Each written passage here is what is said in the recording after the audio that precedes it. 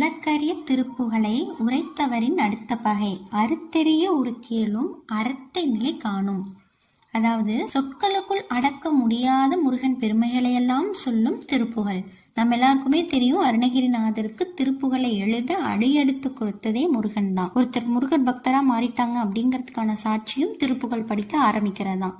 அப்பேற்பட்ட திருப்புகழை உரைத்தவரின் அடுத்த பகை. உரைத்தவர் அப்படின்னா அதை உணர்ந்து அர்த்தம் தெரிந்து பாடுபவர்களின் அடுத்த பகை. பகை அப்படிங்கும் போது முதல்ல வர பகை என்னன்னா நம்ம தான், நம்மளோட வினைகள் தான். இரண்டாவதாக அந்த வினைகளால் ஏற்பட்ட கிரக நிலைகள்.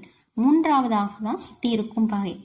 எப்பேற்பட்ட பகை நம்மை துன்புறுத்த நினைச்சாலும் அந்த வேல் என்ன பண்ணுமா, நம் முன் வந்து நின்று நம்மை அரண் போல் பாதுகாத்து அந்த பகையை அச்சுறுத்துமாம். பகைக்கு இனம் புரியாத பயம் வருமாம், உடல் நடுங்குமாம். ஏன் பயப்படுறோம்னு தெரியாமலேயே பயப்படுமாம். அதை தான் இங்க சொல்லியிருக்காங்க.